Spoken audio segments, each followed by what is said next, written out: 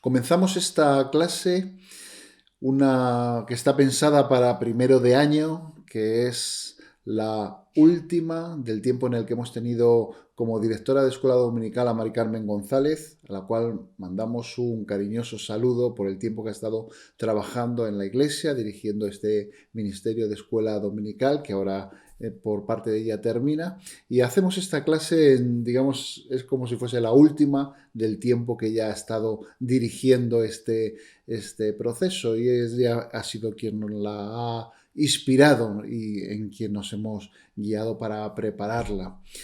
En esta primera clase del año, en la cual lo que nos proponen es que hagamos una reflexión, un pensamiento relacionado con proyectos, planes, algo muy normal y que en este periodo del principio de año todos hacemos, y pensamos qué es lo que vamos a hacer, cuál es el proyecto que quieres hacer. Lo típico de apuntarte a inglés, al gimnasio o leer más. Todos esos proyectos o algunos otros muchos más importantes que quizá incluso en esta época tengan más trascendencia para nuestras vidas. ¿Cómo los planificas? De eso vamos a hablar hoy, pero vamos a hablar fijándonos en un personaje de la Biblia. Un personaje bastante conocido. El nombre de Josué a todo el mundo le suena y además tiene dentro de sus primeros versículos, bueno, de los que vamos a ver hoy en particular, tiene un versículo de esos clave que casi todo el mundo recuerda, de esos que si alguien no sabe en un momento dado decir cuál es tu versículo favorito y no usando Juan 3:16, vienen a este enseguida, el famoso Josué 1:9, mira que te mando, que te esfuerces y lo conocéis todos y si no lo buscáis, pero es uno de esos versículos que están también dentro del texto que vamos a ver. Por cierto que no es uno de mis favoritos, porque eso de que un versículo lo primero que te diga es que te tienes que esforzar y ser valiente, ya te echa un poquito para atrás, si no fuera por lo que sigue diciendo. Vamos al texto y vamos a hablar precisamente de Josué. Un personaje también un poco polémico, ganador de muchas batallas, un gran estratega militar. Hay estudios que han hecho muchos militares a posteriori y han estado revisando las estrategias que él tenía. Y esas estrategias han llegado a la conclusión de que están militarmente muy bien planificadas. Pero ese tema no nos preocupa mucho. No solo no nos preocupa, sino que nosotros pensamos que el proceso de cómo él pensaba esas estrategias y esa intervención que tenía con Dios y esa relación que tenía con Dios era lo que influenciaba también en sus victorias. Aunque es cierto que quizá mató a más gente de la que debía, y lo hizo de una manera que quizá podía habérselo ahorrado, pero no vamos a entrar en esa polémica, que también en algún momento podemos hablar de ella y ver qué era voluntad de Dios y qué era voluntad de los hombres, y analizarlo, pero no ese es el tema que vamos a ver hoy. Lo que vamos a ver hoy es más bien que lo que afecta a esa planificación.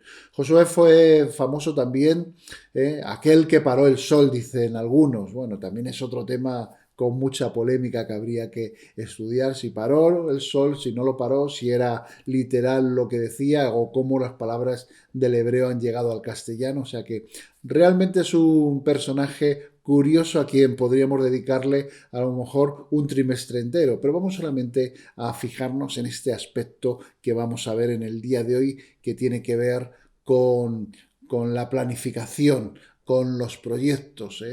De todas maneras, el libro de Josué es un libro interesante, que es el primero de los llamados en la Biblia hebrea profetas anteriores, o de los libros históricos, que diríamos nosotros en nuestra Biblia. Porque claro, también está aquí el tema de interpretación y es otra polémica. Esto es historia, esto es profecía, esto es relato. Dejémonos de polémicas y estudiemos el texto. Con Josué lo que se reanuda, si estás leyendo el texto bíblico y lo vas haciendo de seguido, se reanuda la historia de Israel justo donde lo dejaron en Deuteronomio. Empieza en Josué 1:5 precisamente con la muerte de Moisés. Os leo los primeros versículos un poco reducidos para no tomar mucho tiempo. Aconteció la muerte de Moisés y el Señor habló a Josué y le dijo: levántate y pasa este Jordán, tú y todo este pueblo, hacia la tierra que yo les doy a los hijos de Israel. Yo os he entregado tal y como lo dije a Moisés, todos los lugares que pisen las plantas de vuestros pies. Nadie te podrá hacer frente en todos los días de tu vida. Como estuve con Moisés, estaré contigo, no te dejaré ni te desampararé. Lo primero que aprendemos al mirar cuando vemos el texto y vemos a Josué es que Josué escuchó a Dios. La verdad que muchas veces hacemos planes y nos olvidamos de Dios. Hacemos planes y después, cuando hemos preparado todo el proyecto de trabajo, decimos: Señor, ahora bendícelo. Quizá debamos tomar tiempo antes, ¿no? Y pedirle al Señor que sea el que nos inspire en cómo preparar el plan, cómo hacer el proyecto, cómo trabajar para estar en su voluntad, y no tanto pedir que sea solamente nuestro plan y que Él nos bendiga. Ese es un primer consejo que habría que tener en cuenta a la hora de esos proyectos que vamos a preparar en este año. El segundo consejo o enseñanza que vemos en el texto de esta escritura es que hay que actuar, no vale solamente planificar, hay que hacer cosas. Y el texto es muy claro: levántate y pasa este Jordán. Pasar el Jordán no era algo sencillo. Justo al pasarlo, a los pocos kilómetros, iban a tener una gran ciudad fortificada, que era Jericó. ¿Qué hizo Josué? Pensó cómo poder llegar a esa ciudad, cómo atacar esa ciudad, cómo poder conquistarla. Mandó a 2 espías, estudió el terreno, vio cómo el río un tiempo determinado crecía, otro tiempo no crecía, estudió todo lo que había que estudiar para llegar a conseguir un buen objetivo y un buen resultado en su plan. Hacemos eso, nos metemos en los planes de cabeza sin mirar todas las posibilidades. La verdad que esto, además de a Josué, también nuestro Señor nos lo dijo. En Lucas 14 dice: ¿quién de vosotros, queriendo edificar una torre, no se sienta primero y calcula los gastos a ver si tiene lo que necesita para acabarla? Eso es lo que nos pasa también en todos los planes. Debemos valorar todas las posibilidades en la medida de nuestras posibilidades para saber si podremos o no podremos acabar ese plan. Y es un buen consejo también a seguir. El tercer consejo es la confianza absoluta en el Señor. Dice el texto: como estuve con Moisés, estaré contigo, no te dejaré ni te desampararé. La verdad que tenemos muchas pruebas de por qué confiar en Dios. Hemos visto cómo ha actuado en nuestros padres, en nuestros familiares, a nuestro alrededor, en nuestra iglesia. Sabemos que el Señor actúa, que el Señor ayuda, que el Señor ha estado en diferentes circunstancias. Sabemos lo que ha hecho con nosotros el año pasado. Ha sido un año realmente de victorias. Estamos aquí también contándolo porque hemos podido sentir su presencia en nuestras vidas. Tenemos confianza en Él cuando hacemos planes. Le ponemos dentro de los planes sabiendo que Él va a estar también. La verdad que cuando hablamos esto de la confianza en el Señor, nos vamos a veces a cosas que no terminamos de entender muy bien o que son difíciles de materializar. A veces ponemos toda nuestra confianza en una salvación eterna, que por supuesto hay que ponerla porque eso es el principio básico. Pero también esa confianza en el Señor hay que ponerlo en cada paso que damos en nuestra vida, en cada cosa que sucede, en esos detalles cotidianos. Debemos creer con Él y meterle dentro de los planes que hagamos en el año. Y a partir de aquí, en el texto, nos encontramos los famosos consejos del esfuerzo que llamo yo. Versículo 6. Esfuérzate y sé valiente. Versículo 7. Solamente esfuérzate y sé muy valiente.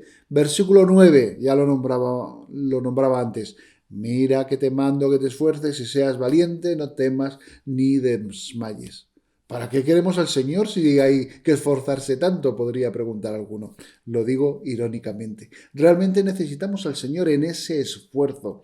Necesitamos también las fuerzas que Él nos da. Pero hay que leer el texto entero y ver que, como decíamos en un estudio anterior, también con ese esfuerzo van incluidas muchas promesas. Recordamos aquel cántico: todas las promesas del Señor son el apoyo poderoso de nuestra fe. Y aquí, en este texto, hay el mandato de esforzarse, pero también diferentes promesas. En el versículo 6, por ejemplo, nos mandaba que nos esforzásemos, pero dice, porque tú repartirás a este pueblo como heredad la tierra que yo juré dar a tus padres. Ya estaba comprometido con ellos.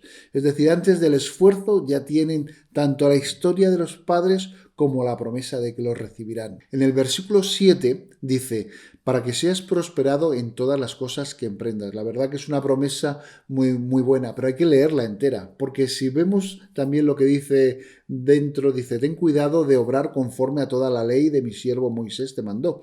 No te apartes de ella ni a la derecha ni a la izquierda.